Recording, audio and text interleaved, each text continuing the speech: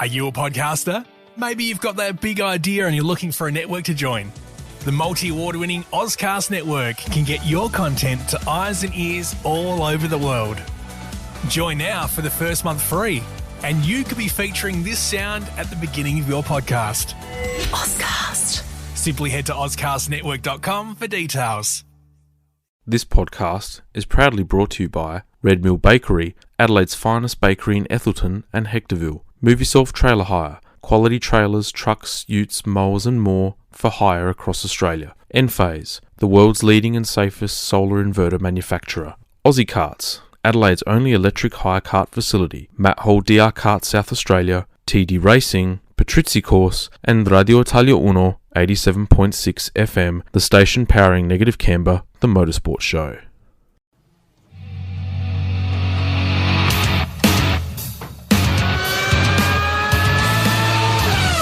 It's time for Negative Camber. This is the opportunity that Senna's looking for, and he's going through. Ouch! Oh my goodness, this is fantastic! Proudly sponsored by Tindo Solar. Start generating free energy and saving money with Aussie-made solar. Call 1300 846 367 or visit their website tindosolar.com.au. And now it's time to introduce your hosts, Jamie Lemure and Leigh Harrison. Good evening, everyone, and welcome to Negative Camber, the motorsport show, proudly supporting Scuderia Ferrari Club Adelaide, live, finally, in the studios of Radio Italia Uno 87.6 FM. And alongside me, I'm so excited that he's back. I'm more giddy than a little schoolgirl on first day, is none other than my co-host, the man with the golden tan, Mr. Leigh Harrison. Welcome, my friend. You don't know how excited I am. Like, internally right now, I'm squealing like I've seen the Beatles. I can feel your excitement. When you hugged me earlier, you were still shaking from the over-excitement of seeing me. So don't say that I can't feel it, because I definitely can. But it's good to be back. If I was a lap dog, I'd be on your lap. It'd be and probably doing something else with a good time. How are you feeling, mate? I know you touched down yesterday. How are you feeling post-event, outside of the stating obvious that you'd be pretty tired? I'm not going to lie, the come down is real.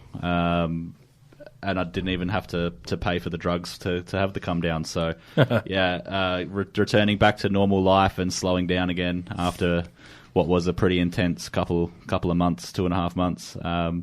It feels like I've been hit by a freight train today. The body's finally telling me that it's letting me know that I've stopped and all the feeling is coming back to the parts. So, lived off adrenaline for the last couple of weeks and not much sleep. And, now the jet lag as well, so it's copping me in all angles at the moment. Mate, you look sensational. If you came to Whyalla, mate, the dust mites would have stopped. Probably. Yeah. Like gold. Look, yeah, golden. Look at you. Fantastic. But what's the general consensus looking back now? In terms of, I'm sure you would have had time to reflect on the flight. What was it? What's the overriding feelings and emotions that you've got at the moment? Yeah, look, I'm ecstatic that we pulled off such a great event. There's a lot of things we did really well. There's a few things we did really bad, but there's lots. That means that there's, some stuff to improve on for next year. Never going to get it completely 100% perfect first year out, especially in a new climate, a new arena.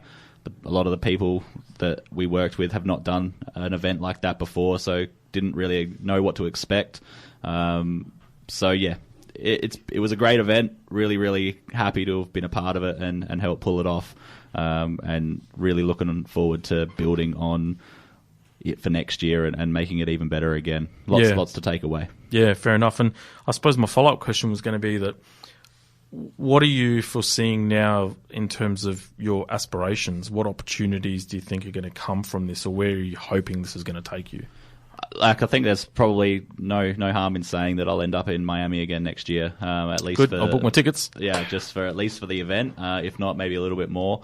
There's a lot of debriefing that's still got to happen. This sort of, before I left, we were doing a lot of pack up and a reconciliation of assets and all that sort of stuff. So there hasn't really been too much time to have a debrief, but there'll be plenty of debriefing happening this week.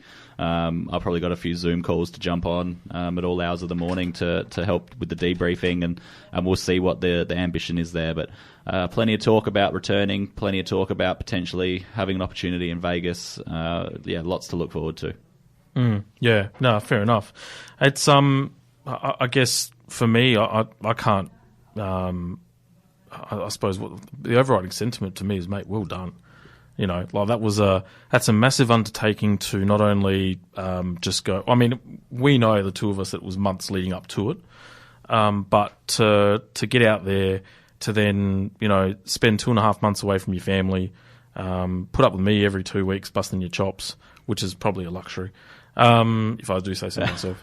But then to then run the event in the manner that you did, and then rub salt in the wound by, you know, liaising with some of the drivers as well, mate, good on you. Like, it was an amazing experience. Yeah, I mean, and look, I didn't do it all alone. It doesn't go without the awesome team that I had around me with Ryan and Mackenzie and Shelby and Braden and everybody there, Garrett, Tim, the whole team. Like, I don't know, a few of them are, you know, probably going to be listening to this as well, so I can't appreciate them enough for all the effort that everybody put in.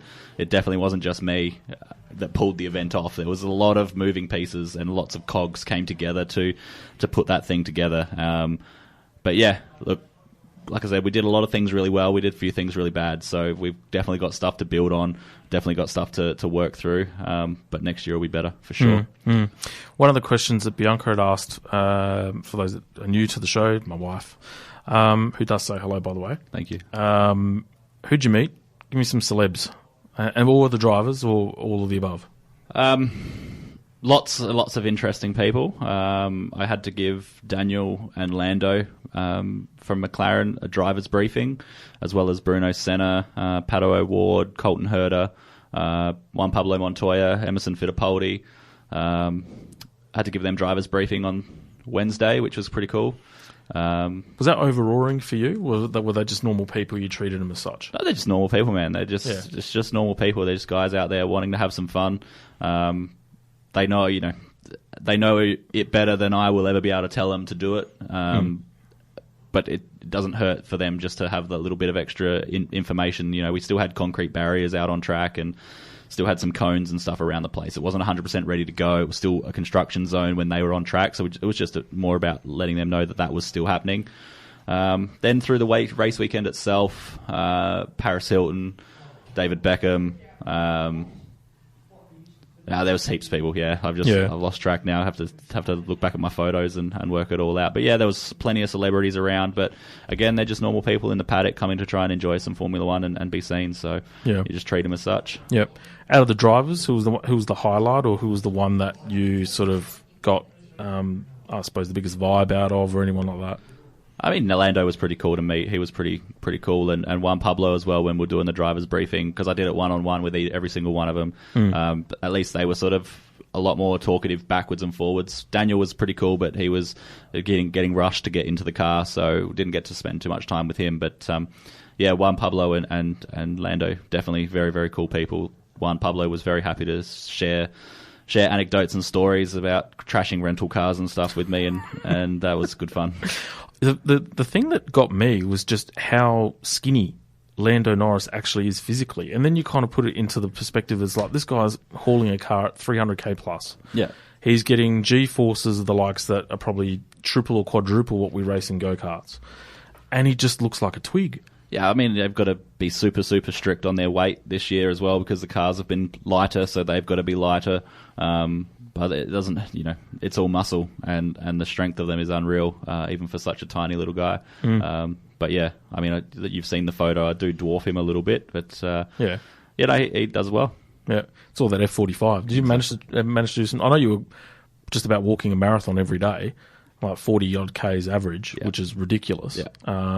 You know, but did you get a chance to sort of keep yourself fit outside of walking and stuff as well? I think for the first maybe month or so that I was there, I had enough time to go to the gym some mornings, and then after about a month and a half in, that time went out the window, and then the days became way too long. And then when you were working a 15-hour day, the last thing you wanted to do with those other spare 9 hours was go to the gym. So it was normally eat dinner and go to bed. But yeah, first month and a half, I looked after myself, and then just got busy with work. And like you said, I think it was about 27 Ks a day on average that I was doing. That's plenty more than enough fitness.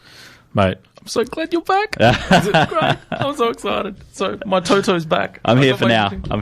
We'll let the listeners know what happens when it happens. But yeah, we might have to end up going back to our Zoom calls again and recording the show from afar. Well, thanks to my new job role, I've actually become proficient at Zoom. Yes. So it's become like my best friend. So Zoom's Zoom. Don't worry about Zoom. Zoom's easy now. Even time zones, I'm actually used to it now too. So that's good. Speaking of times and events, etc., the Scuderia Ferrari Club. Do you remember that?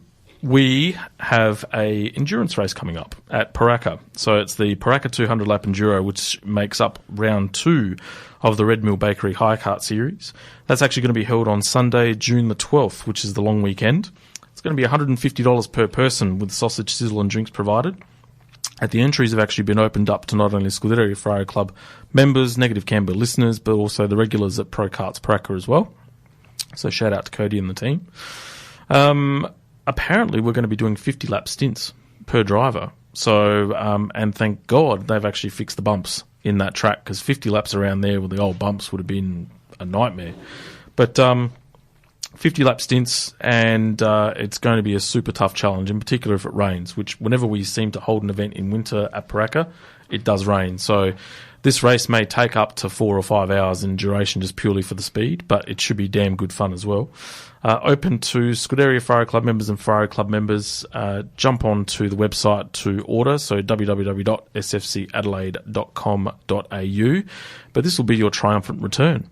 Yeah, Mum's very, very excited to have her teammate back, her original teammate.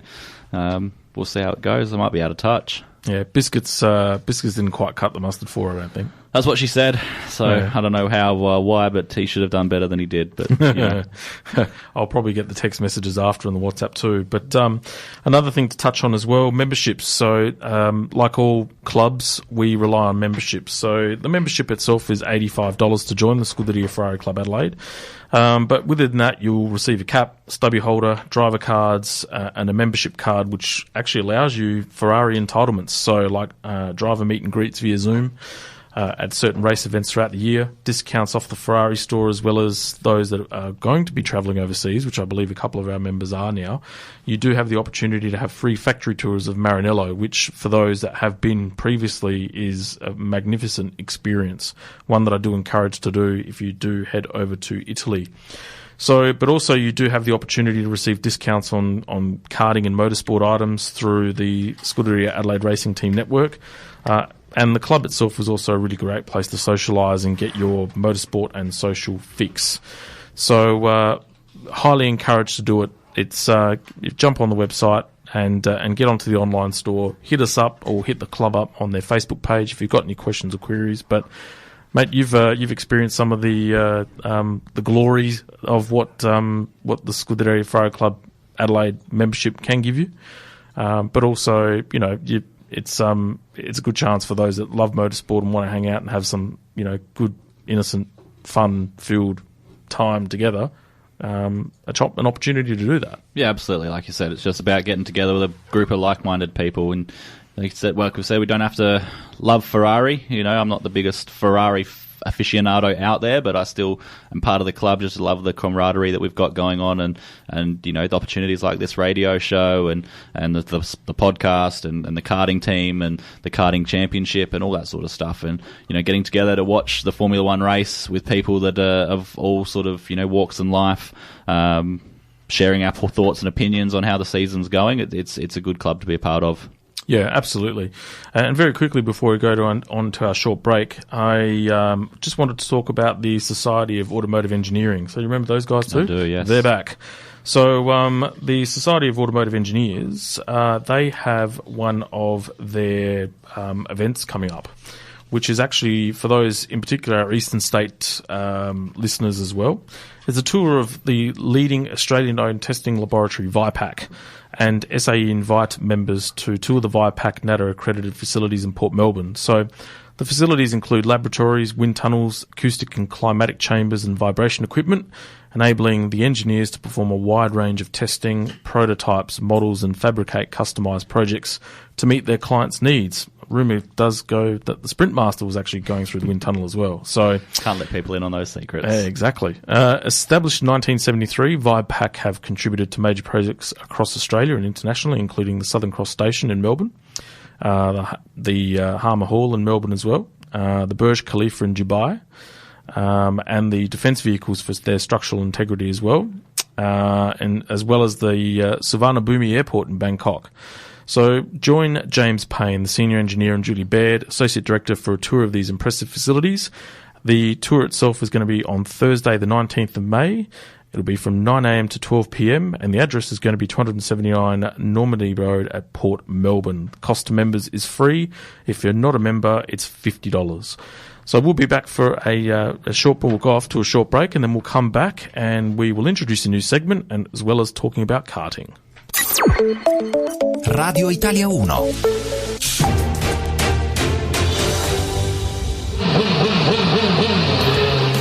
You're listening to Negative Camber, proudly sponsored by Tindo Solar, the only Australian-made solar panel. Tindo's panels are made right here in Adelaide and are built for our unique Aussie weather. Call them today on 1300 846 367. And welcome back to Negative Camber, the motorsport show, proudly supporting Scuderia Ferrari Club Adelaide. It's live here from the Radio Italia Uno studios here at the Adelaide City CBD. With me is the returnee, the king, Mr. Leigh Harrison, and we are on to karting, and we are on the Festival State Cup, which was round 2 held at the Whyalla Go-Kart Club, with the event itself actually being held over a 2-day period. So I think Karting South Australia were probably a bit more mindful of the fact that they've got travel time, etc., for a majority of the people, because it's a 4 or 5 hour drive, I believe, on the way back. So you have been to Whyalla before, Mr. Harrison. What were your thoughts on the track itself? I don't mind the track actually out there at Whyalla. It's quite nice. It's fast and flowy, and oh, pardon me. Yeah, it's a good little country town track, and has a bit of elevation change as well, and some cambered corners, which is always nice, and it makes it a bit of a challenge. Apparently, from what I've seen in terms of some onboard footage and stuff, it looks like quite a technical track as well. A lot of bends, a lot of lefts and rights, etc. as well. There's not much time to rest, so going there in something slower, like up to cadets into KA4, KA3, it's not so bad. But then anything sort of going up to your tag 125 open class or even X30, it's a little bit too small for those sorts of vehicles. But it's still fun, technical tracks. You definitely don't get bored driving around it. Choose tyres out pretty quickly as well, which always makes it tricky to manage that over the weekend. Yeah, you were meant to make your grand debut, but the timing and the structure of the event got the better of you, unfortunately. Yeah, well, the idea was to land yesterday morning and go straight from the airport to the track, but qualifying started at 1 o'clock or whatever it was, which made me uneligible. I was not going to make it from the airport at quarter to 10 to Whyalla in that sort of time frame. So it would have been nice to have made it still if racing started 4 o'clock or something like that, but alas, it wasn't to be, and we missed the round.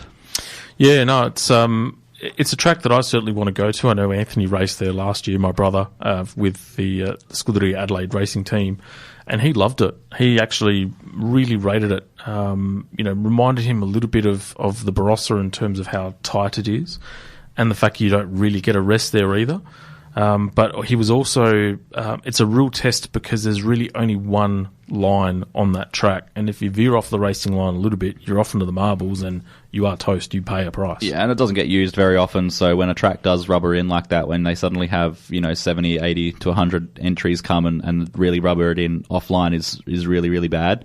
But we've had a few state championships and stuff there where we've had big numbers before they put the cap on how long a track had to be. I remember we had a South Australian Open there, and I raced Junior Clubman and Junior National Light, and we had 20 karts on the track, and there was some big passes as well, which was good fun. But yeah, it's more the tyre degradation of the track that gets you more than anything. Yeah, exactly. There's definitely the bitumen itself, from what I've seen on some onboard footage, etc., is you can tell it looks pretty different. Like it's got a real grit to it. Yeah, it's old. But looks like a great test. Yeah, it's good fun. Good fun to drive around. I used to love going up there testing with Nick. We'd just go up there and make a weekend of testing and stay at his grandparents' house. But we used to love going up there and doing some laps. Like I said, you don't get bored. It's got a bit of everything: cambered corners, fast S's, off cambered corners. It's a real test. Yeah, absolutely. I know that we were waiting as we were going to air. We've only been getting a small range of results through Speed Hive due to, I suppose you could say, tech issues, not on for Speed Hive, but mainly because of the the internet lag that goes from Whyalla here to the CBD.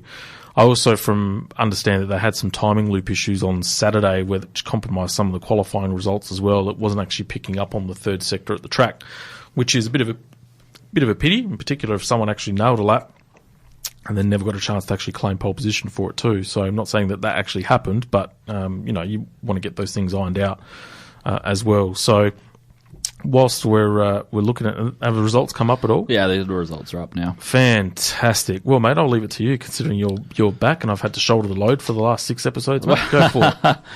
All right. Well, let's see how we can go through this. But we'll start off with 4SS Senior Medium. We had Callan Belmonte taking the win from Mark Paneris, and now my phone's decided to stop on me. Mark Sanford. And in technical issues still happening here with the phone, but that's fine. We'll get there. Is that an iPhone? It is an iPhone, yeah. Need I say more? We'll get there. Don't you worry about that. In 4SS Senior Heavy, we had Grady Hutchinson in first, and these technical issues are killing us. Fun for Speed Hive. I do know Andrew Gunn yep. and Brett Greenshields in third. Oh, for the heavies? For the heavies, yes. Andrew Gunn got second. That's good. Nice one, Gunn. In 4SS Supermax Heavy, we had Tim Murphy, James Place, and Steve Skinner. And in 4SS Senior Light, I believe we had Anthony Ormsby, then Jeremy Smith, Tracy Ross in third, so good showing there from Tracy on her P plate still. Yeah, fantastic effort. She's a big supporter of the show as well, so thumbs up to you, Tracy. Beautiful. KA3 Junior, we had Jacob Chandler, Leo Ianella, and Christopher Alexopoulos in third. Cadet 12 and Cadet 9, we had Noah Enright, Dominic McCurry, and Sienna Goddard in Cadet 12. And in Cadet 9, our Ileana Ostojic taking the win there from Blake Gray and Arthur Smith. Yeah, it's good showing by Ileana. She got pole as well as fastest lap in her category and dominated the race weekend today as well. So absolutely, well excellent effort by Ileana. And then KA4, we had Ocean Colangelo, another Scuderia Ferrari Club member, taking the win in KA4. I believe that's her first round win in KA4 as well since stepping up. Yep, set the qualifying lap record as well. Yep, and then Giuseppe and Salvatore Imbrogno taking second and third respectively. They had a cracking battle with the three of them. It was all gloves were off. Very close by looking at the times here. In tag 125 restricted medium, we had Nathan Rosenwig in first, Andrew Chapman in second, and John Ellis in third. KA4 junior heavy, we had Charlize Brown in first, Blake Turner in second, and Jackson, I think Jackson's a local, Jackson King in third on his P plates as well, so beating home some more experienced competitors there. KA3 senior, we had Troy Morland taking the win from Keo Fechner and Jacob Rhodes. That looked like a good battle again there with some close times. Tag 125 light restricted, we had Joshua Holmes in first, Shane Morland in second, and Ben Press in third. And tag 125 light, we had Christian Cowie first, Braden Parkinson second, and Ryan Morgan third. And that rounds out the results from Whyalla. Sounds good, mate. Sounds good. So what we'll do is we're going to go introduce a new segment. And I'm going to ask our wonderful producer Mark to put some intro music in. It's called Around the World. So since we've been doing the show, I've actually kind of felt that we've sort of compartmentalized and put ourselves into like 3 key kind of sports or disciplines, but we're neglecting many others. So Maestro, if we can have the music, please. And what I want you to do to sort of create a bit of ambience and a bit of mood is I want you to start loud, and then if you can just have it softly in the background while I rattle this through, please. So Maestro.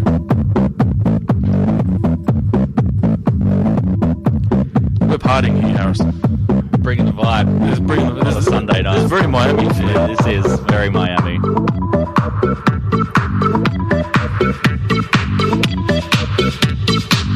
Hey, look at you getting your groove on. This is a good song. Daft Punk, one of my favourite bands. Alright, so welcome to Around the World.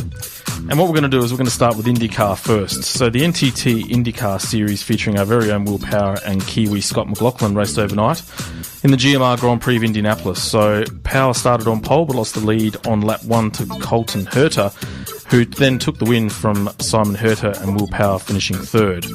Will Power then also takes the series lead as well, and with Scott McLaughlin now sitting behind in the championship standings. McLaughlin actually finished the race the distant 20th place as well. That was after spinning under a yellow flag as well, unfortunately. Tricky conditions. There was wet, dry, and Colton Herter as well. Very lucky to win this race. He nearly lost it with a few laps to go, but an epic save. So if anyone's out there is looking for one of the saves of the week, goes to Colton Herter for sure. He was parallel with the track and not in a good shape and managed to save it. Yeah, very good drift skills. In the WRC, it's the 50th year of the World Rally Championship, and Kalle Rovanperä finished first to take out the Rally of Croatia. Rovanperä finished 4 seconds ahead of Ott Tanak and Thierry Neuville in third. The win sees Kalle Rovanperä take a commanding lead in the title race with a 29-point lead over Thierry Bourvil. And the Rally of Portugal is actually commencing next weekend, so that championship battle will now resume. We'll go to one of your backyard sports now. It's NASCAR. So Christopher Bell sped to his third Busch Light pole position for the up-and-coming NASCAR race at the Kansas Speedway. Tyler Reddick will start second ahead of Kyle Larson, Austin Cindric and Kurt Busch. The race will be held overnight SA time, with title leader Chase Elliott looking to extend his lead over William Byron. Defending NASCAR champion Kyle Larson is currently sitting ninth in the standings, 117 points away from top spot. So that is our Around the World segment. I wanted to touch on the Liquid Molloy Bathurst 12 Hour, which was run today in mixed conditions with a small field due to a date clash with the overseas GT events restricting the field to 20 cars. The race was a close fought affair, with Mercedes and Audi battling it out for outright honours. The winner of the event, I believe, was a Mercedes AMG. Mercedes 123. Yeah, pretty dominant race by the Mercedes team, but cars as well. Was it Triple Eight that finished third? Triple Eight finished second, I believe. I think actually Triple Eight had the first car as well. They were like a sister car. Kenny Habul and that team. I can't remember the other drivers' names off the top of my head now. One of them was Goonon. Yes, yep. So, and then I think Van Gisbergen and co finished second. Yeah, no, it was actually a great race. I watched snippets of it throughout the day. Yep. And very closely fought. It was just a pity that they had such a small field. But they'll be back. I mean, they'll have it in February next year in their normal time slot, and the Euros will make their way over. Absolutely, yeah. The date clash definitely affected them quite a bit. Moving back to February next year will be better for them, and you'll get that stellar 55 car field that we had a few years ago. Yeah, exactly. Now, for those people that are listening, if you want to know more about some motorsport disciplines that we haven't covered in our little Around the World segment, which allows us to have a brighter and a bigger spread to cover all the disciplines of motorsport globally, reach out to us, give us some feedback, hit us up, even if we want us to change the intro music and do something a little bit more less robust. But to see you getting your groove on was very, very good. I don't mind myself some Daft Punk. They're a lot cool. of their songs on my playlists. So Around the World, I can happily talk NASCAR. I think next time we just need to make it a little bit longer and we can go into more details, and we can make it a regular segment for sure. Yes, Sahib, at your request, my friend. And speaking of which, we'll be off to a short break. We'll come back and we'll start to cover some Formula One.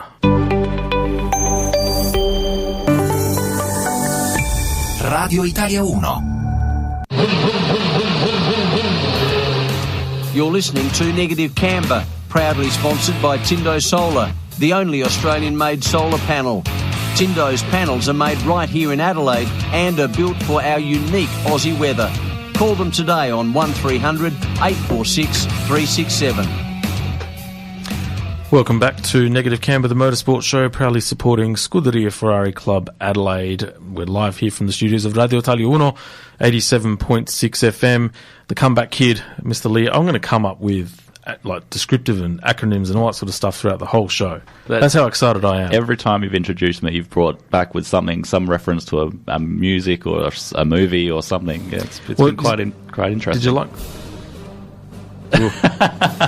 You're a bit late, Mark, but that's fine. This is your theme. moving forward, look at this. Hey, did they roll this out when you came back from the airport? No, I didn't have this on arrival on touchback down in Australia, but yeah. They should have. They should have. They should have. They should have, absolutely. Yeah.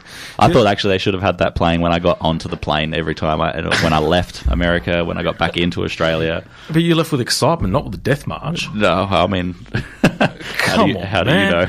Somewhere, true. How do I know? Now, when we were in the break, see, I even went romantic, like pianissimo with Andrea Bocelli. I was just tapping into your emotive soul. I mean, a bit slow for a motorsport show, if you ask me, but after we've gone from Daft Punk around the world to then Andrea Bocelli. I feel like we're a little bit inconsistent there with the music. We're a cultured show here at Negative Camber, man. Cultured, all right? And we're not talking about yogurt. We're cultured. The one thing, I was actually in the break, I was actually thinking about, before we start talking about Formula One, and I know that there'll be some listeners that will be, actually the other week, is that we need to get a bit of female influence here on the show. It's very much a male-dominated sport, but we haven't touched on that. So we were actually originally meant to get Charlie Bullis on the line from V8 Supercars to have a bit of a chinwag with her. Timing meant that she was actually at Bathurst for the 12-hour to do the social media stuff. So, but what the Whyalla karting results actually showed to me was there's probably at least 3 or 4 girls or ladies that actually raced that made it to the podium, which I think, at my recollection off the top of my head, I haven't seen for quite a while since we raced. So that was that's pretty cool. Yeah. Yes, I do hear and feel the force right when it comes to that sort of stuff. So I will be we will be making an endeavour to have both sexes covered on this show moving forward, because there's definitely been a big push from Karting Australia as well as even Formula One and other forms of motorsport to have the women treated on a level playing field, and we've just got to adapt as such as well, I think. You're going on about my tan and me looking golden and brown today, but if you want to see me red, I'm sure you could get my mum on the show. She'd love to come on and tell you all sorts of stories about me. So, that would be one for the ages, I think. Oh, yeah, maybe we should. We should have like Negative Camber Motorsport wives and get your mum, Shay, Bianca on, and it would just we'd be shot to pieces. We'd walk in feeling wholesome. We'd walk out feeling like Swiss cheese. There'd be holes through us all over the place. I would tend to agree with that. Yes. Anyway, Formula One. And we've got to backtrack because the last episode that we had was the Super Sprint qualifying for Imola, which comprised of the Formula One Rolex Gran Premio del Made in Italy e del Emilia-Romagna 2022, held at the circuit of Imola. Yes, that, folks, was the title of the Grand Prix, held on the 22nd and the 24th of April. Ferrari's home race, massive hype. I haven't seen Imola looking like that probably since the Schumacher years, and tongue-in-cheek, they haven't raced at Imola really since the Schumacher years. But it was good to see, and the noise that they made when Leclerc took the lead, for example, in the sprint qualifying race, took me back to the glory years. But alas, it wasn't meant to be. So top 10 results: Max Verstappen first, followed by Sergio Perez second, Lando Norris, Leigh's best mate, in third, George Russell, Leigh's other best mate, in fourth, Valtteri Bottas in fifth, Charles Leclerc in sixth, Yuki Tsunoda in seventh, Seb Vettel in eighth, Kevin Magnussen in ninth, and Lance Stroll in 10th position. Heaps of talking points to come out of that race. The biggest one for me personally would have been the lack of, well, Ferrari pretty much plain English stuffed up. There's no other way to put it. Not fair on Ferrari as a brand to say that they stuffed up. It was the drivers stuffed up. It wasn't Ferrari. The car, they had fast cars. Carlos did the best that he could after missing out on in a sprint race, and then beached himself lap one into the gravel, and that puts pay to that. Contact with Daniel and they're around, and then Charles just overdriving, trying to make up for lost time behind Perez, and having to know that he had to get the job done quickly, and took too much curb and spun himself out. So first sort of look at the chink in the armour of Ferrari, or the drivers of Ferrari, where maybe the thoughts of total championship domination is getting to them. Yeah, you know what?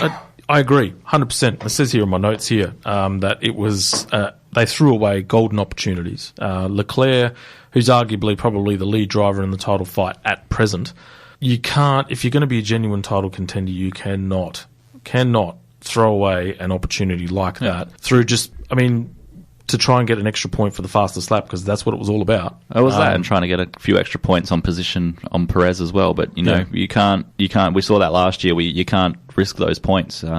He's ended up finishing 6th and getting 8 points, where he could have had 3rd, sewn up, sealed, delivered 15 points. That's an extra 7 points that he had in the bag that he chose to lose, and an extra 7 points last year would have won you the title a race earlier. So he just got to put the championship hat back on, and it's still very early days as we know, but all these points add up at the end of the day. What it showed me as well was just the driving for Ferrari when you're in good form in a packed house brings on all sorts of pressure. And now Leclerc has been prone to making those sorts of mistakes in previous Grand Prix. So this is not foreign, or is it new? It probably was somewhat a little bit expected. However, you all of a sudden start to get a feeling of what pressure for driving for Ferrari can actually do to you and do to your psyche, because at every other race this year, Charles has been superb, but they've got a way to make amends at Monza later on this year, providing that they're still in the championship fight. I'm sure they'll still be in the championship fight, but it'll be interesting to see how that pressure mounts again, heading into Monza, which again is the spiritual home of the Tifosi. We'll see what happens there. Tapping into your race director type of skill set, would you have waited so long for DRS to be engaged in that race rather than about halfway through the event when there was a clear, dry line to race? You still got to take into effect the safety aspect of it. If you put the DRS on too early and it's wet offline, then you're throwing cars down the inside of other cars with DRS open on a wet part of the track. So maybe a few laps earlier, probably, but hey, I'm not the one that's paid to sit in that seat at the moment. So you got to go with what. And Niels is good. Like Niels is, he's got his head screwed on and he knows what he's doing. So he wouldn't have done it without proper reason. And again, like he just wants everyone to be safe. If you throw someone down the inside with the DRS open and they get on the wet stuff, we're going to have big crashes like we saw between Bottas and Russell last year. Yeah, true. Who did they end up having for race director at Miami? Because there was It was Niels. Because there was a rumor going around in the media that both the race directors had tested positive for COVID, and that Michael Massey was actually going to make a return. Oh, that was all just speculation. That was very unlikely that it was ever going to happen. But yeah, both him and Eduardo Freitas had tested positive for COVID after the Imola Grand Prix, so it was very touch and go whether they would come. But yeah, thankfully Niels got negative tests when he needed to after testing positive, and we could have him on board. It was just good for us because he was the one that came and did all of the pre-race inspections and stuff, so it was not like having to respell the playbook for someone new. It was just he picked up the book and read from the same hymn notes as us, so it was really easy for us. Yeah, 100%. Red Bull finally starting to flex their muscle and actually show the potential of their car, as well as probably their title credentials as well. Very, very polished performance from both drivers on the Sunday. Whatever glitch Max felt he had on Saturday with spring qualifying coming off the grid was well and truly rectified on the Sunday. Yeah, and again, they had a good car, and Max looked after his tyres on Saturday and got the job done in the sprint qualifying as well. So he drove well, drove with his head. He's won every race that he's actually finished this year, so they've got the car. Even the races that he didn't finish due to technical gremlins, he was there or thereabouts and fighting for the win. So yeah, the Red Bull have definitely got a car to take it to Ferrari. We'll see what Ferrari's upgrades bring when they go to Barcelona next week. But Red Bull and they're there, but they're or thereabouts for sure. Yeah, absolutely. Their straight line speed at the moment is just phenomenal. They're probably, I'd say, good 5k quicker than any other car in a straight line. Which, considering that Honda haven't actually been doing developments, we'll sort of put the apostrophes on either side and that, or exclamation marks on either side, whatever you want to call them. They are super, super quick. You'd probably argue that they're quicker in a straight line this year than what they were last year, and that was with full Honda factory outfit behind them as well. They've got a slick car, though, and Nui is ground effect king, so he's playing into his strengths, having to do ground effects, so a slick car on top and bring suck to the floor nicely, and that's where Nui plays best.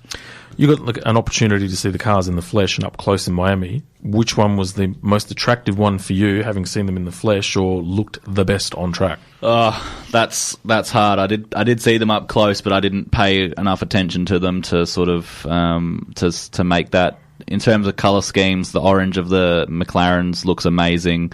The colours of the Aston Martin look amazing. The red of the Ferrari looks amazing. They all look really, really special up that close. The Red Bull looked really good on track. The bits that I did see, even the McLaren actually looked like it sat pretty nicely on the track as well.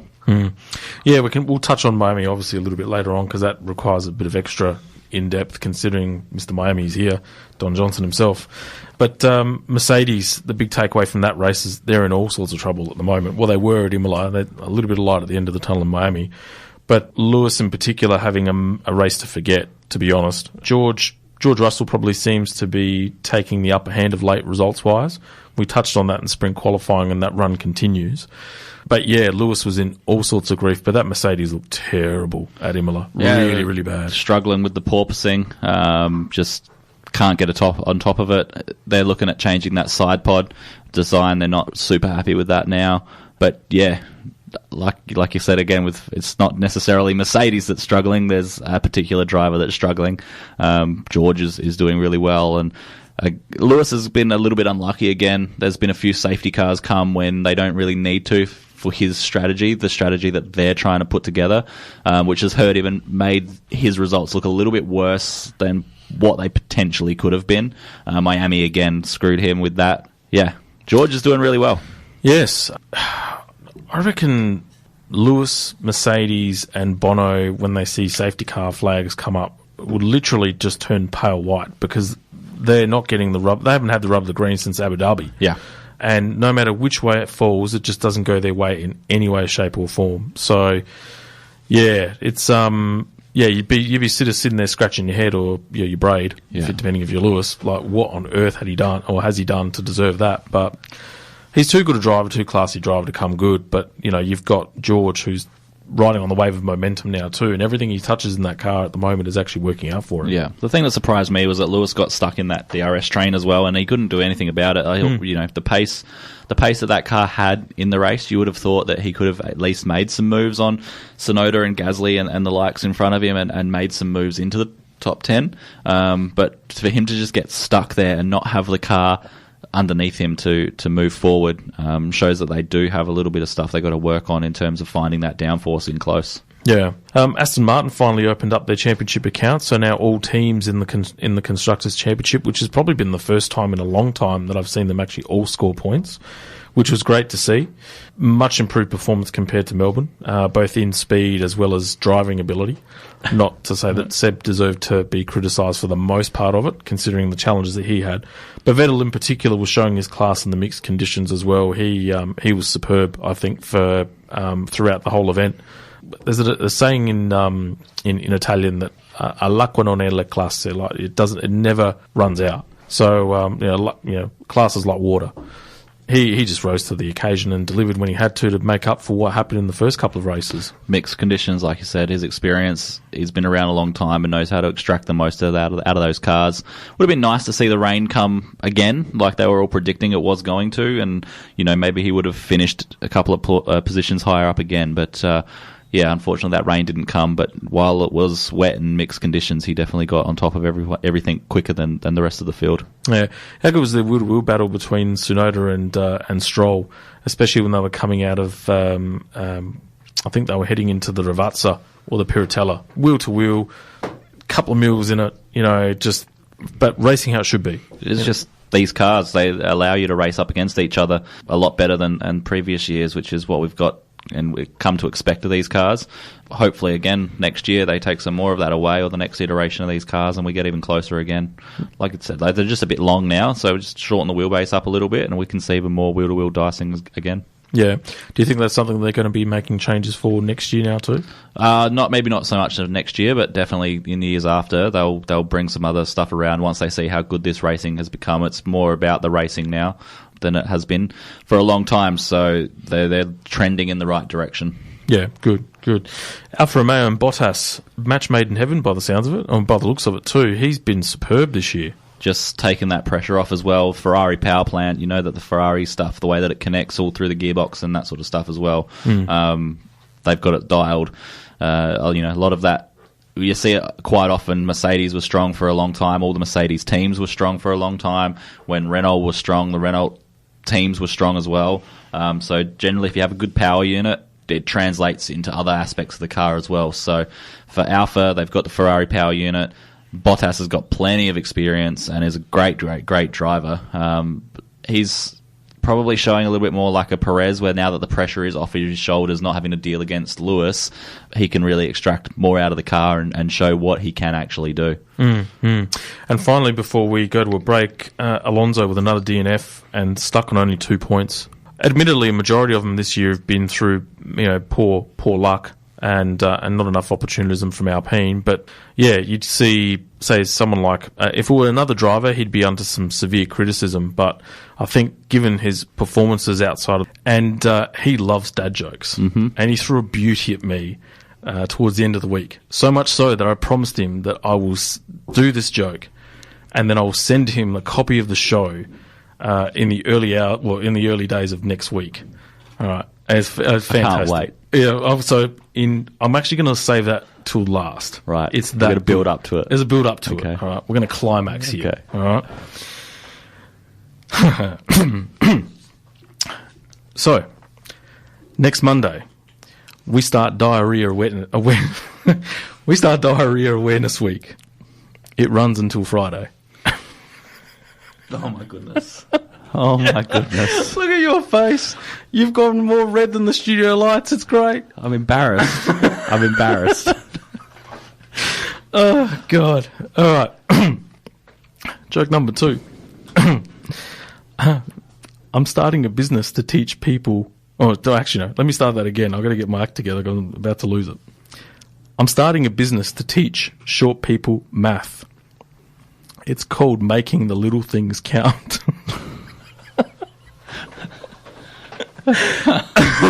Oh, dear. Oh, God. Oh, I've got. I wonder if my kids at home are finding these ones hilarious or not. I don't know, but I am. It's great. All right, this is it. Drum roll. Okay. All right, and this is courtesy of John Condor from Intuit in Utah. All right, so if you don't like it, blame him. But I like it. So, what did Spartacus say when a lion ate his wife? Nothing. He was gladiator. Oh, man. Oh, man. Oh, the best. That was good. I like it. Thank you, John. Thank you for inspiring me for this joke. Look at you. I just don't know. I don't know what to say. I'm speechless. Man.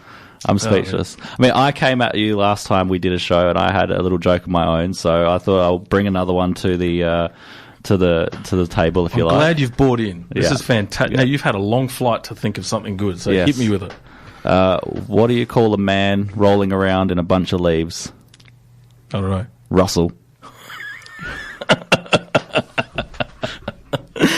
Oh, man, this is gold. This is fantastic.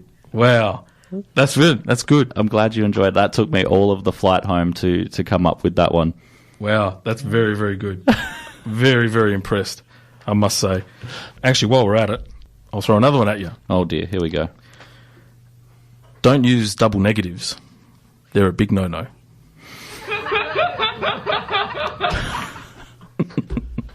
You're out of control tonight. We need to wrap this up before you get off the rails. Man, I know. It's good, though, because Simon Reichel, who listens to the show, actually commented on how bad one of my other jokes were the other week, so that was good. At least only they're getting one of them? into it. Only one of them. Yeah. All right. Don't try selling someone a coffin, though. It's the last thing you need. Mm-hmm. Yes. Oh, dear. Man, it's good to have you back. I'm glad to be back. It's been good to return back to the studios and get this sorted. Go off to Melbourne next week and spend some time with your wife and enjoy it. I think you need it. Yeah, it's going to be good to, because being on planes is something that I've not had enough of in the last couple of months, but jump on one again tomorrow and we're going attend a conference with Shay, your new sort of faux boss, I suppose. But yeah, should be good to... Spirit boss, because I haven't seen it. I haven't actually physically met her yet. That'll come later this week. But it'd be good just to sort of let my hair down. I'll have to write some debriefing papers and stuff like that as well to send back. Like I said, I'm sure I've got a few meetings to attend via Zoom, via Teams, that sort of stuff. So it's not going to be super relaxing, but it's just going to be good to be away without the noise of home life and spend some time in a nice Melbourne hotel and have some nice Melbourne food and coffee. So I'm going to enjoy it, that's for sure, and put my feet up. Yeah, no, I've got more a week to it, Intuit, and then Thursday we've got a seminar called Get Connected, which is pretty cool, which is where I'll meet Shay for the first time. Some Scuderia Ferrari Club news very quickly. We actually renewed our agreement with Southern Go-Kart Club, so we're going to be sponsoring the club for another 12 months and have use of their club rooms, and that's led to the Ferrari Club doing some exciting initiatives, in particular with the junior development side of things on that, which has been a bit of a gap that Southerns have openly admitted that they've got. So we're meeting about that with our committee meeting on Thursday. And hopefully I've got some exciting news to share upon that as well, which is going to be really cool. The grind continues, and hopefully the second half of this year, now that we're all distraction free, there's no weddings and all that sort of stuff, it means that we can actually start to get some big name guests and start to explore the world of motorsport in a lot more detail. Might just get more dramatic. So Russell, who was hanging out for a virtual safety car or a safety car, does make his stop. So Gasly had gone wide through there, then wide again. In fact, he has backed off, hasn't he? And somehow he's not realised that Lando's coming through. And the tyre comes off like a polo mint. Luckily, stays within the confines of the racetrack. Safety car deployed. They have to. Yep. I'm out, boys. Yes, mate. Sorry about that. I didn't want to send. Perez already on the tail of Carlos Sainz here. He got much better traction out of that hairpin as we go racing here in Miami once again. And out in front is Verstappen from Leclerc, behind Carlos Sainz defending against Sergio Perez. Valtteri Bottas right behind these two, waiting to pick up the scraps. Behind Bottas comes Hamilton and then Russell. Behind Russell, Alonso, Schumacher and Ocon in 10th. But Verstappen leads them away, and he did get the jump on Charles Leclerc, and already there's a yellow flag as someone goes off in the first part of the sector. Quickly back onto the track again. We're watching Sergio Perez chasing after Carlos Sainz. Now, can he get good traction and good speed down this straight to try and put a move on the Ferrari by the time we get to turn 11? Sainz looks like he's got just far enough out of the way, but Perez is coming back at him. Well, Hamilton should get DRS as well. He's making a move to try and break the toe of George Russell. Russell wants to go the long way round here at the outside of the hairpin. This is a great battle between the two Mercedes drivers, and Valtteri Bottas has gone wide. That's allowed Lewis Hamilton to slip through and up into 5th place, and George Russell follows him and up into 6th. Perez is close and getting closer and has got DRS and is going to go for it down the inside into turn 1, but he's outbraked himself.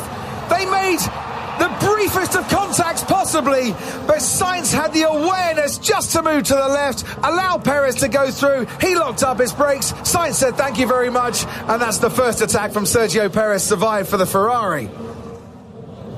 Here's Sebastian Vettel. Why did he spin? Well, he was going for the move there on the Haas of Mick Schumacher. He managed to get his way through. Schumacher came back at him down the inside, and that is why Sebastian Vettel spun and Mick Schumacher hitting him.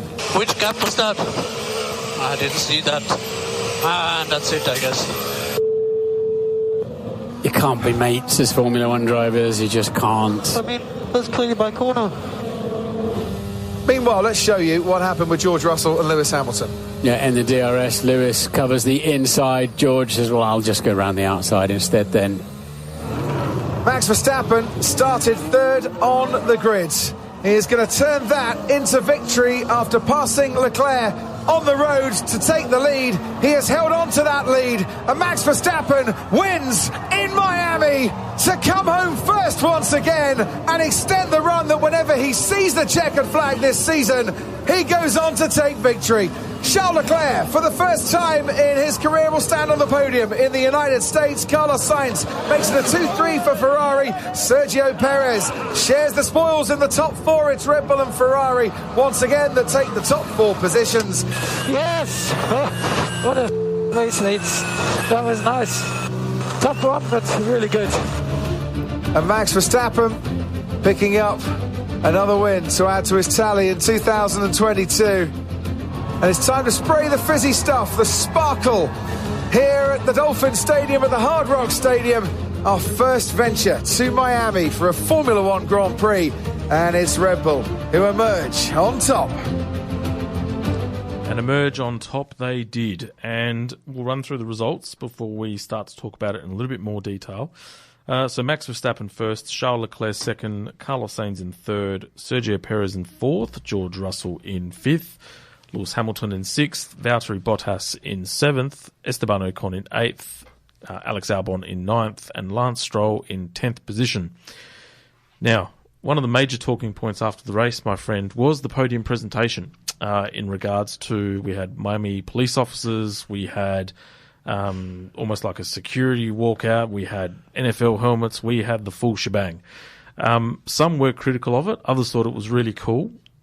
What input or what role did you have to play in that, and how much did you contribute to the ideas and all that sort of stuff? I didn't really contribute much to the ideas. That was all Scott Groves. He did an amazing job, and everyone else, the guest experience and fan experience part of it. But logistically, that was also a challenge. The cars and drivers pulled in on the main straight into pit lane. They did their little interviews there, and then we had to rush them off to the other side of the track, turn 3, between turn 3 and 4, where the podium was built.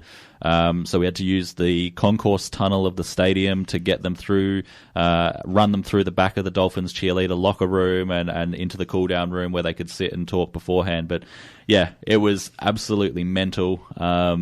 I've never seen anything like it before in my life, but it was so much fun to have all the team members like Christian Horner, Jerry Halliwell, Mattia Bonotto, all trying to run down this concourse with golf buggies ferrying the drivers, and then trying to get fans and the team members through one section while we're ferrying drivers through another section to get to the front of the podium was just absolutely surreal. I had a golf buggy full of Ferrari fans, Ferrari partners coming with me. So I had 6 people on my golf buggy that I drove flat out through the tunnel, one foot flat on the accelerator, the other foot flat out on the horn, just trying to get people out of the way. But man, it was exciting. And then I got back to the podium just as Max was walking out. And if you look closely enough in some of the photos and stuff off from the back of the podium looking out onto the front, you'll see me just in front of the podium standing there. But it was an American podium, and I think it did the event absolute justice. Yeah, look, it looked pretty cool. I was, who doesn't want to have an NFL helmet? Like, they look great. Yeah, it was. That bit was a bit different. They normally do the hats or whatever, but and it was just cool. It was just different, and the whole vibe of the Miami Grand Prix was that we were going to do it different, and we broke down some of the traditional walls and showed what could be done with Formula One. Yeah, no, it was fantastic. It was good to see something different. Like, a lot of people are like, oh, it's so American. But you know what? Who cares? We were in America. You're in America. Like, embrace it for what it is. It would be like saying we shouldn't have played the American anthem because we were in America, but we played it. So yeah. Anyway, we'll come back in a sec after a break. We'll go through a thorough analysis of the event, and then also come back with winners and losers as well. Radio Italia 1. Una piacevole sorpresa.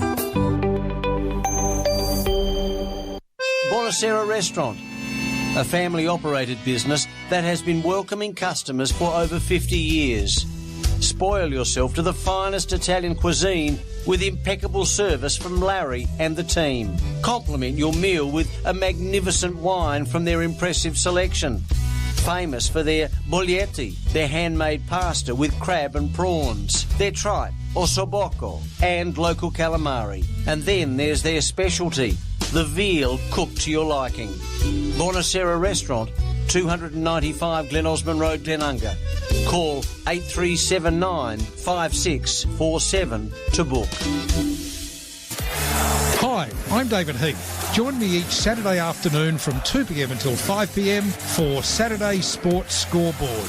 If you would like me to host the show live from your sporting event, simply email your request to info@italiauno.com.au. Plus, we'll be announcing a special sporting competition with great prizes to be won. That's Saturday Sports Scoreboard from 2 p.m. every Saturday afternoon on Radio Italia Uno 87.6 FM. Foodland's proudly owned by South Australian families like mine. Our stores are our second home, and just like home, we want you to feel safe and looked after when you visit. Thankfully, our customers have always acted like mighty South Aussies when shopping with us, which, by the way, supports all the local family-owned brands who produce the essentials you find on our shelves.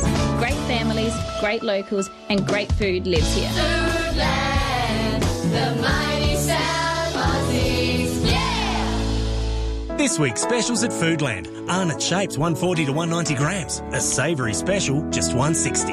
Cadbury medium bars 30 to 60 grams. Chock full of value, only 90 cents. And Dolmio pasta sauce 490 to 500 grams. Don't pasta up this deal, just 175. All half price or better. Till May 17th, while stocks last. Great food lives here.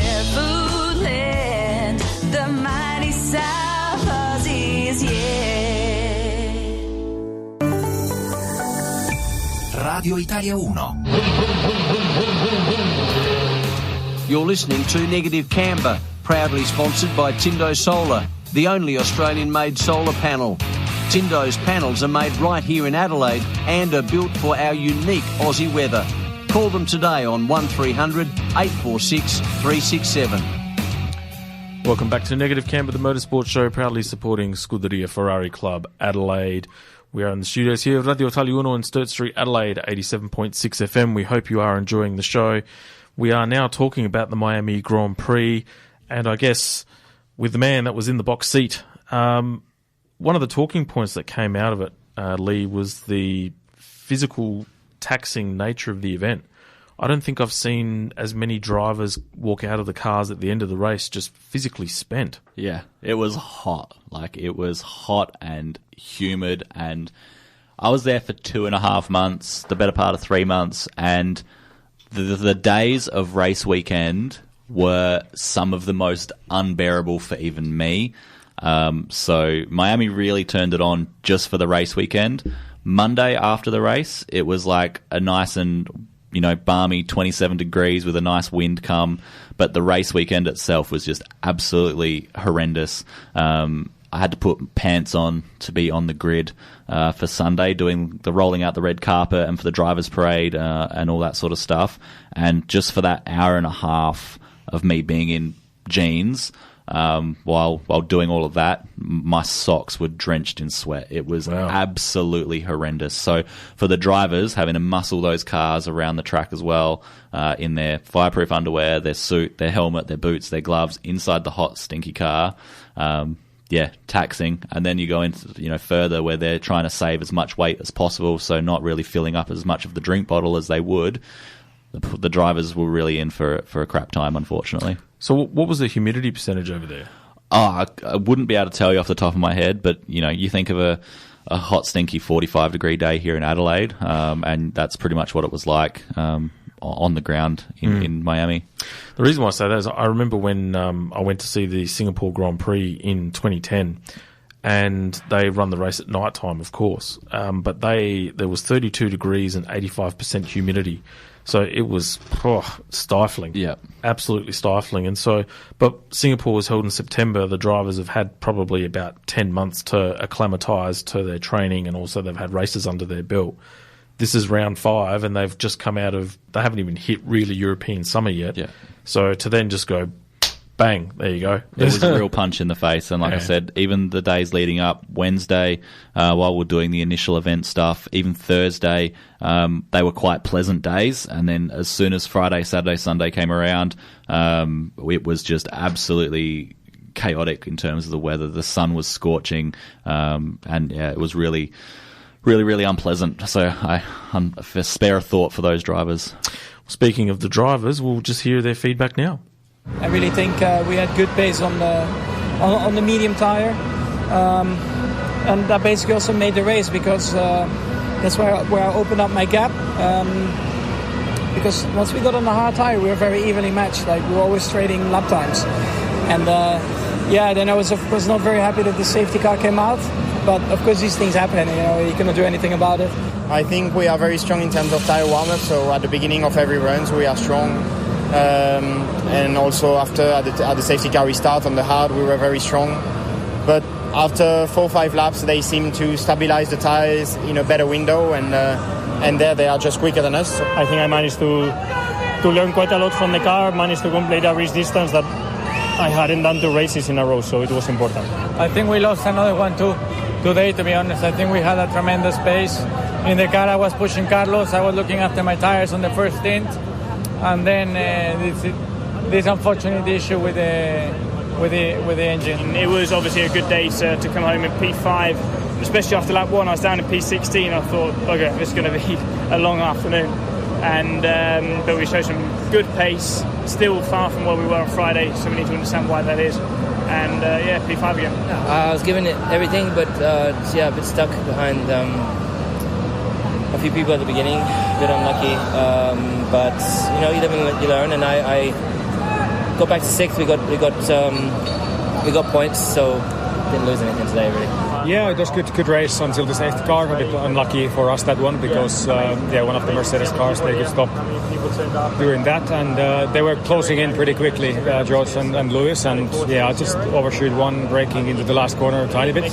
It was more than a mountain to climb today, from strategy calls to tire management to all the radio chat we had. It was perfectly executed today.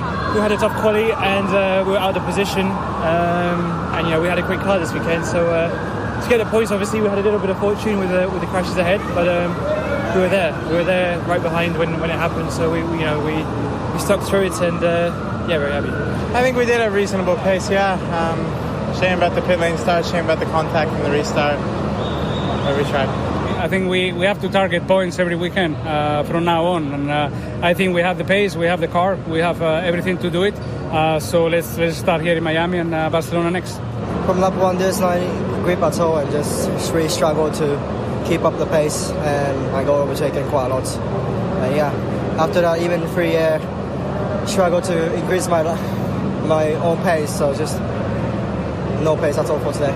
Yeah, unfortunately, I think the track played a bit more to our weaknesses than strengths. So, well, what do? We'll keep at it. I think there's certainly a lot of things to observe, address, and keep our eyes forward. Yeah, just struggling a lot with the tires, but we were also having to manage a lot of other issues, the kind of background issues that were kind of limiting me to push harder. You're kind of just 3 lap time, so you have to understand why this was the case. The car was really good, so obviously very gutted that we didn't get to stay in that position. At safety car, we pit for new tires, then had contact at the restart. So I had to do that last stint with damage on the front wing, and even with that damage, we were able to get ourselves in a position to fight for P10. We were catching Alonso, and he had a 5-second penalty. It was around them, to be fair. It is what it is. I think we could have been better. I had a bit of a slow start. It was very difficult to overtake and easy to get stuck. So I need to have a look at some key moments in the race where I think I could have done better. I mean, I'm extremely disappointed right now because it was a really good afternoon. We had a great start passing Lewis. We were running in 7th the whole first stints, and we looked good for P8 until Fernando crashed into us into turn 1 and broke my rear right corner. We maybe could have scored 8th place, 9th place, which is a couple points better than none. So it would have been nice, but it didn't end that way. So frustrating, but not the end of the world. I just got asked by the engineer to cooling down a little bit the engine, and then after a few laps they asked me to stop the car. So not the way I wanted to finish, because I think it was looking strong for the beginning of the race. Yes, looking strong, all right, that's for sure.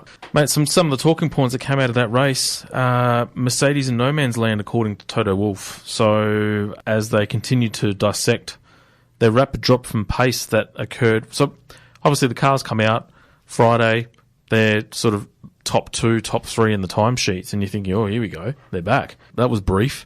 But then all of a sudden, as the weekend went on from Friday to Sunday, they just went backwards. So Merc clearly see potential in their car in terms of their current design at the moment, but from all reports, they're in the dark somewhat in terms of learning how to extract the pace that's required to actually be at the front. Yeah, and new track and new facility as well. Depends when you're on the track and how gripped up it is when it's being bedded in. First practice was a bit of a... anyone could win it, basically, if you're just on the track at the right time with the way it rubbered up and evolved. So we didn't read too much into that, with them being fastest with George on Friday afternoon. Not surprising to see them, sort of fall back to being the third or fourth fastest car on the track.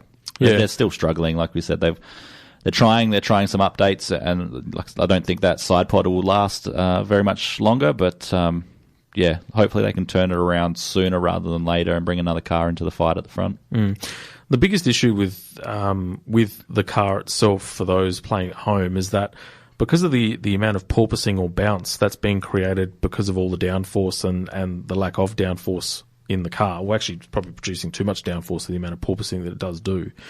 Because it's so uncomfortable for the drivers, they've actually got to raise the ride height of the car, which means that they're washing up to about 20% of overall downforce.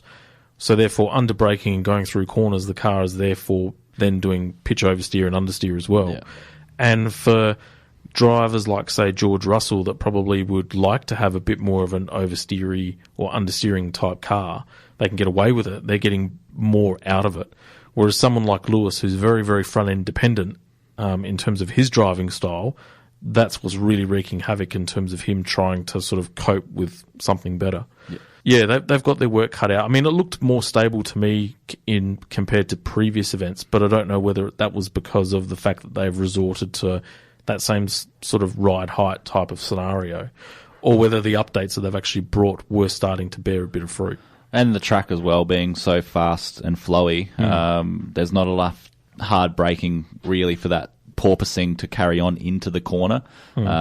So the track layout definitely helped them. They've still got a strong engine. We've seen that. And with so much fast, long straights and flowy corners, it probably didn't hurt them as much as being at somewhere like Imola will. We'll be off to a break. We'll come back and continue to dissect the Miami Grand Prix and also talk our winners and losers.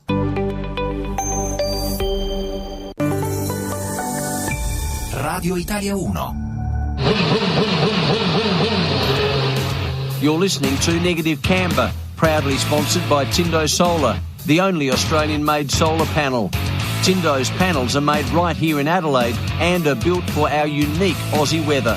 Call them today on 1300 846 367.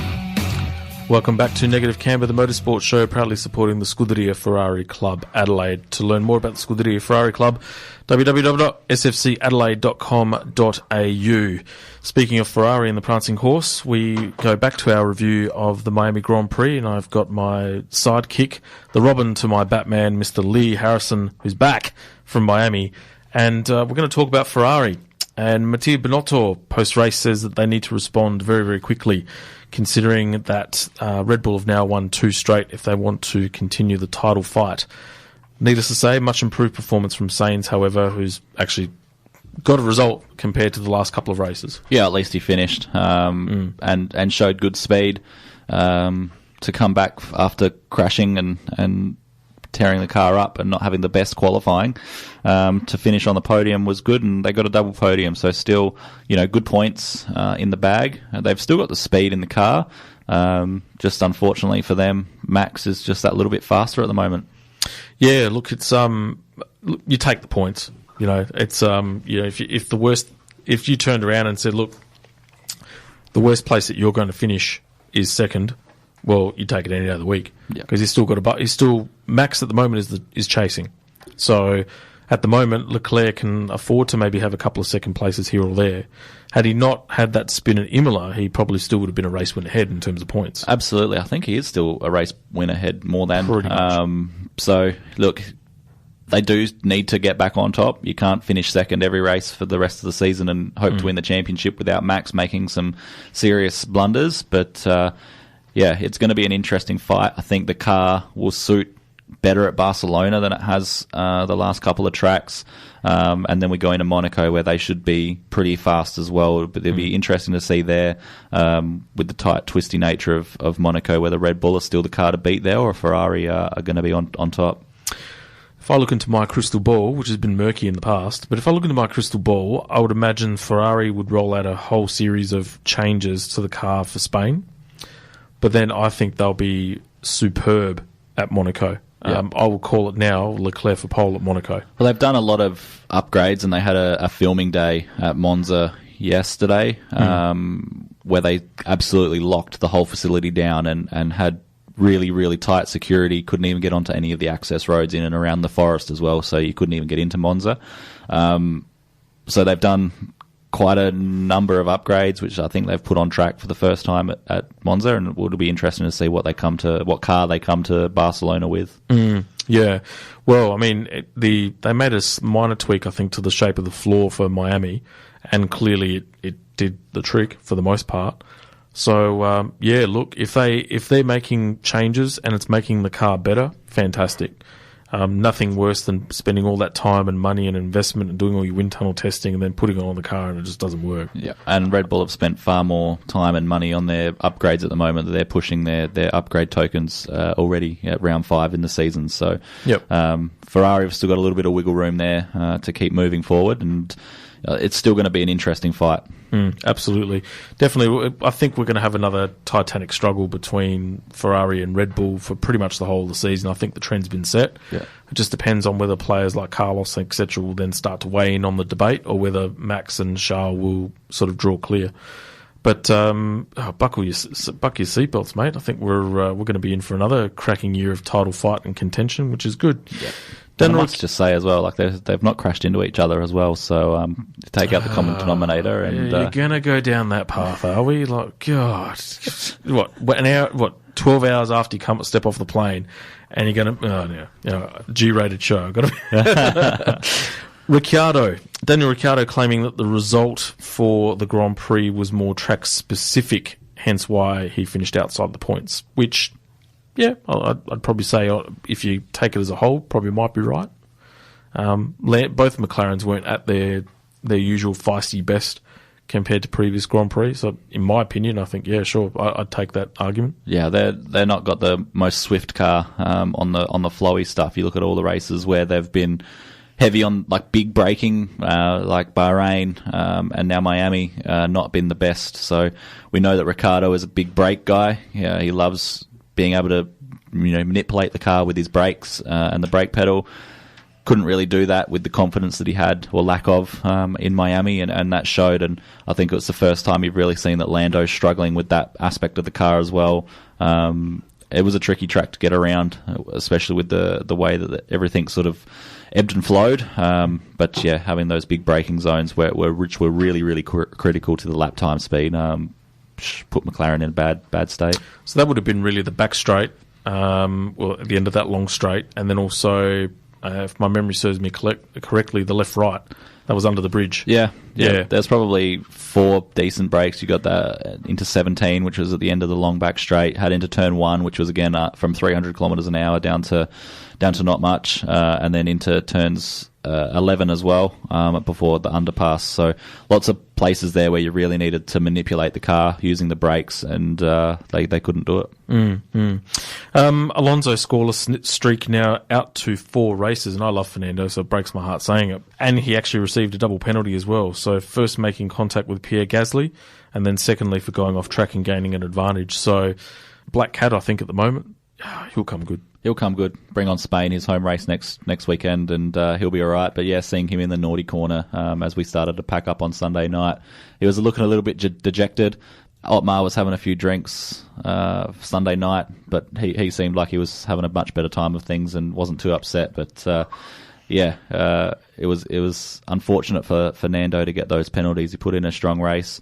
I think he did finish in the top 10, but then those 2 penalties post-race pulled him outside. So he'll be back in the points. They've got a strong car. Yeah, absolutely. We will go to winners and losers now. Let's see. What I've done is I've done a broad summation of taking into consideration the two Grand Prix with a large emphasis on Miami, considering you've come back from that. So, winner Max Verstappen. So, put mechanical gremlins aside and mistaken qualifying to conjure up his second consecutive win and third in 5 races this season.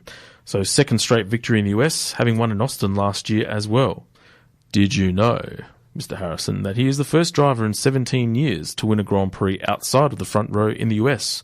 The last being Michael Schumacher in the infamous 2005 US Grand Prix, where he started in P5. Has now slashed the lead to Leclerc to 19 points. Loser, Lando Norris. Lando was disappointed that his race ended in a silly way after he collided with Pierre Gasly. A few drivers collided with Pierre by the looks of it on the weekend. He's got a big enough rig now to make sure he withstands those impacts too, which sent his McLaren pirouetting into the wall. The Brit, who scored the podium in Imola, thought points were possible, but instead suffered his second non-score of the season, dropping him below Lewis in the standings. Winner, miraculously, Carlos Sainz. Arrived in Miami low on confidence, cracked his head on the railing on pit straight, cut his head open, and then decided to beach his car in the wall at practice. The confidence took a bit of a blow and admitted that he wasn't feeling 100% and was suffering from neck soreness, especially after he saw Leigh. He lost the place to Max after being on the dirty side of the track and absorbed pressure from Perez to score his third podium of the year and restore some much-needed confidence. Okay, so Aston Martin. So their woes started before the lights went out, when fuel temperature problems forced them to start from pit lane instead of 10th and 13th respectively.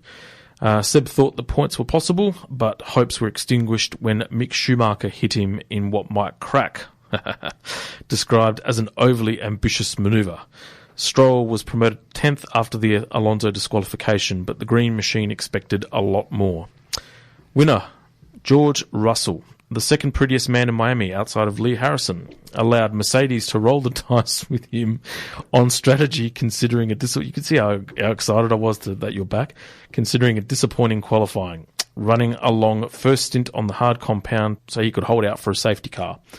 So 5th, 1 place clear of Hamilton, although George claims it's a fluke, ensured that he retains the mantle as the only driver to finish inside the top 5 at every race this season, and he remains 4th in the driver's standings, 6 clear of Carlos. Winner, Esteban Ocon, had a mountain to climb on Sunday after a crash in practice, and that was so severe it forced him to miss qualifying, which in turn left him at the back of the grid. Thanks to a combination of good strategy, strong pace on a long stint on the hard tyre, and the fortune of a safety car that saved time at the stops, the Frenchman crossed the line 8th for his 4th points finish in 5 races. No wonder Fernando's looking a bit dour. Loser, Zhao Gangyu. Disappointing qualifying meant Zhao had it all to do in the race, and the Chinese driver got off to a strong start with a handful of places gained off the line. However, a water leak checked his progress and forced him to retire for his 4th consecutive non-score of the season, as teammate Valtteri Bottas scored for the 4th time in 5 races. Loser, AlphaTauri. The joys of getting 2 cars in the top 10 in qualifying will seem like a long time ago for the team after they failed to deliver in the Grand Prix. Yuki Tsunoda struggled for pace in his first stint and car balance was an issue in the second, meaning he was never really in the hunt for points. Gasly ran well in the top 10, but contact with Fernando caused damage and then collided with Lando Norris before retiring. It meant that AlphaTauri have failed to score both cars for the first time this year. And finally, winner, the Miami Gardens and Mr. Leigh Harrison. My friend, you and the team delivered on the hype, producing a 19-turn Grand Prix track that kept the drivers on their toes all race. Facilities were impressive, with guests apparently receiving the typical American entertainment package, from the pretend marina to the beach club.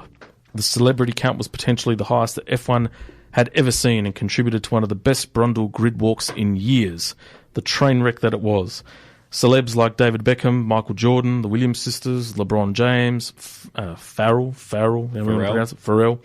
sorry. You can just see how out of the top 40 I am, and I nearly just let loose with an F-bomb on air. With just a few big names in town as well, further highlighting the appeal of the race as well as how much F1 has grown in the US. A credit to you, my friend, for how hard you worked and what role you played in helping getting this event on the ground. what you displayed is how passion can overcome labour and what following your dreams can produce. Thank you, my friend, as well, for allowing our listeners unrivaled access to what occurred behind the scenes as well.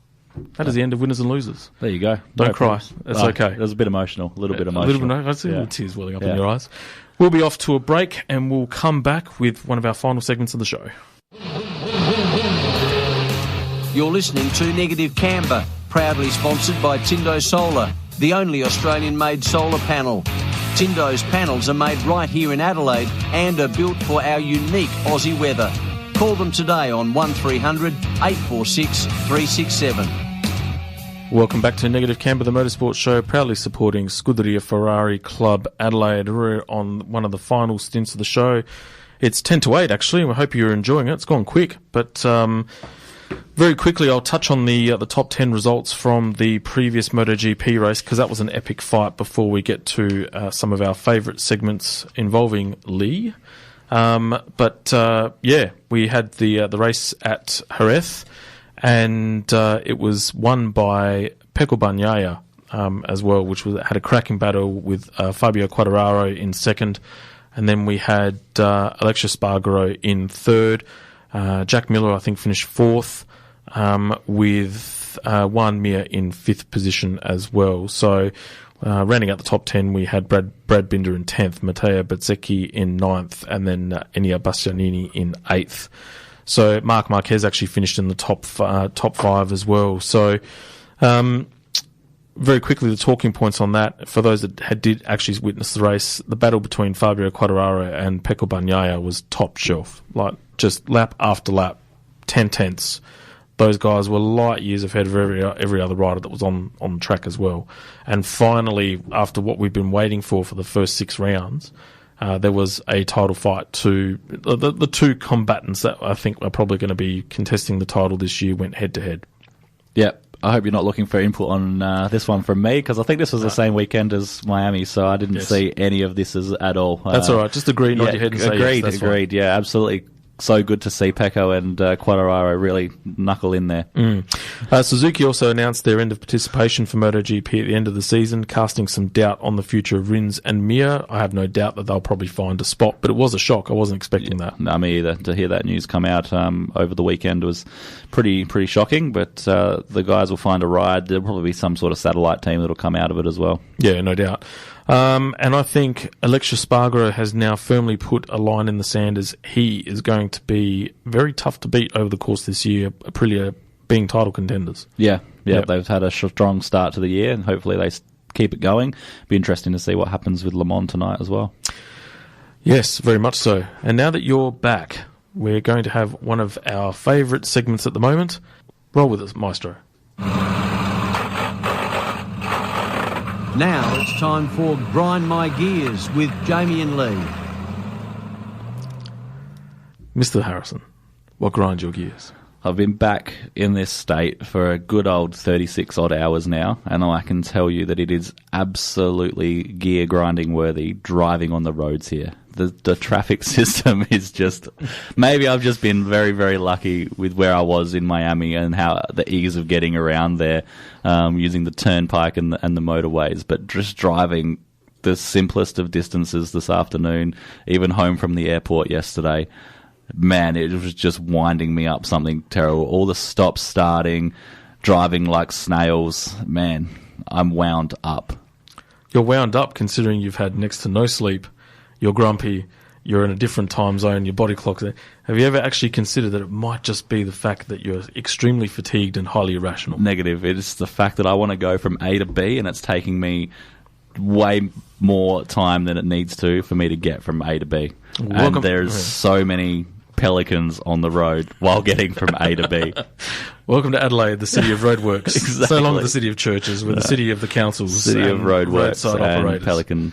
pelican drivers.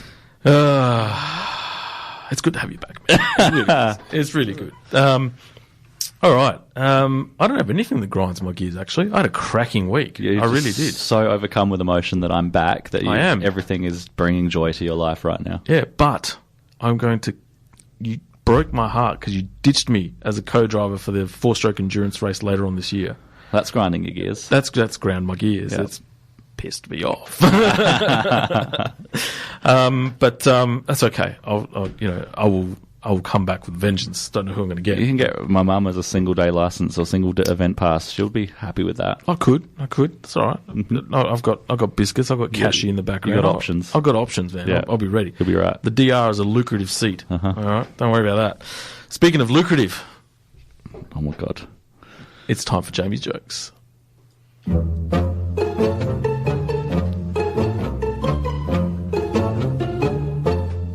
Now it's time for Jamie's joke of the week. Let's get ready to laugh our socks off.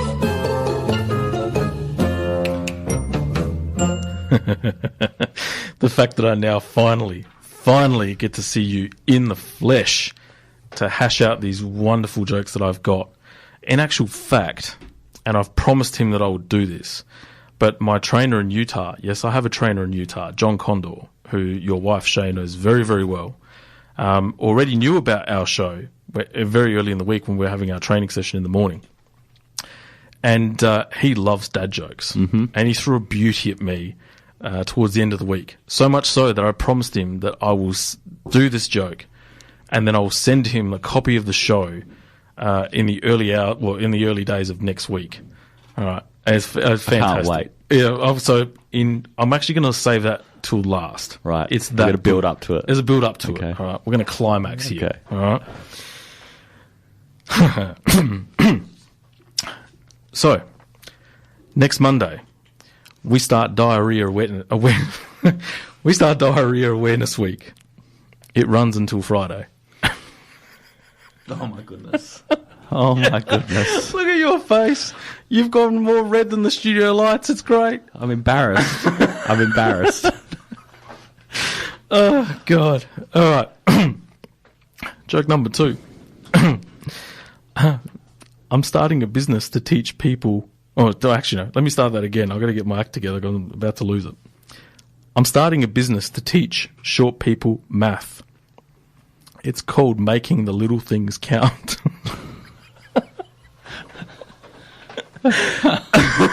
Oh, dear.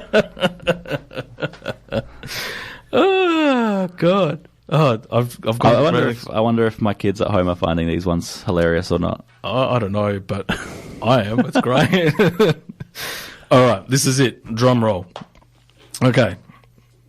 All right, and this is courtesy of John Condor from Intuit in Utah. All right, so if you don't like it, blame him. But I like it. So, what did Spartacus say when a lion ate his wife?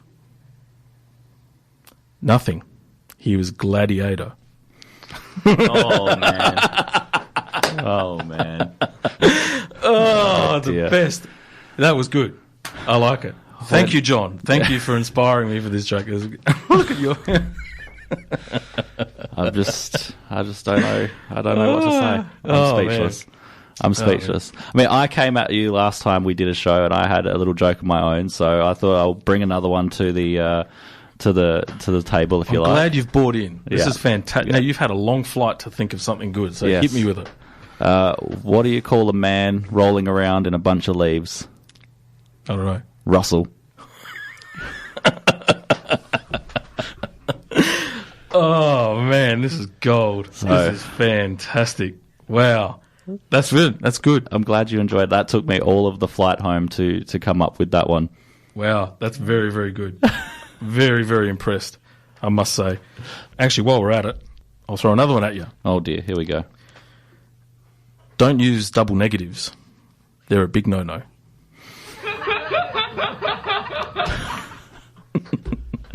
You're out of control tonight. We need to wrap this up before you get off the rails. Man, I know. That's good, though, because Simon Reicher, who listens to the show, actually commented on how bad one of my other jokes were the other week, so that was good. At least only one of them? Only one of them. Yeah. All right. Don't try selling someone a coffin, though. It's the last thing you need. Mm-hmm. Yes. Oh, dear. Man, it's good to have you back. I'm glad to be back. It's been good to return back to the studios and get this sorted. Go off to Melbourne next week and spend some time with your wife and enjoy it. I think you need it.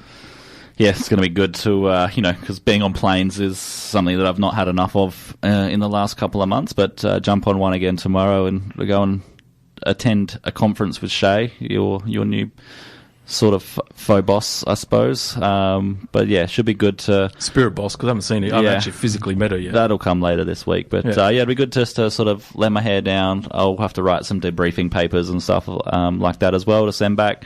Like I said, I'm sure I've got a few meetings to attend via Zoom, via Teams, that sort of stuff. So it's not going to be super relaxing, but it's just going to be good to be away without the noise of home life and spend some time in a nice Melbourne hotel and have some nice Melbourne food and coffee. So, I'm going to enjoy it, that's for sure, and put my feet up. Yeah, no, I've got more a week to it into it. And then Thursday we've got a seminar called Get Connected, which is pretty cool, which is where I'll meet Shay for the first time. Some Scuderia Ferrari Club news very quickly. We actually renewed our agreement with Southern Go-Kart Club. So we're going to be sponsoring the club for another 12 months and have use of their club rooms. And that's led to the Ferrari Club doing some exciting initiatives, in particular with, the junior development side of things on that, which has been a bit of a gap that Southern's have openly admitted that they've got. So we're meeting about that with our committee meeting on Thursday. And hopefully I've got some exciting news to share upon that as well, which is going to be really cool. The grind continues. And, hopefully the second half of this year, now that we're all distraction-free, there's no weddings and all that sort of stuff, it means that we can actually start to get some big-name guests and start to explore the world of motorsport in a lot more detail. But we hope everyone enjoyed the show, including the Around the World segment. I had a couple of people enjoying the Daft Punk stuff. Mm-hmm. If only I had a webcam here to see you do your little jiggle. Yeah, that was good. Next time. Yeah. But hope you enjoyed the show, folks. The triumphant return of the prodigal son, Mr. Leigh Harrison, is back. And we will be back in a fortnight's time to talk more Formula One, MotoGP, and all forms of motorsport. Good night, everyone, and we'll see you soon. Keep tuned on our Facebook page, our YouTube channel, as well as Spotify for the episodes past and present, and also into the future as well. Good night. Are you a podcaster? Maybe you've got that big idea and you're looking for a network to join. The multi-award-winning Ozcast Network can get your content to eyes and ears all over the world. Join now for the first month free, and you could be featuring this sound at the beginning of your podcast.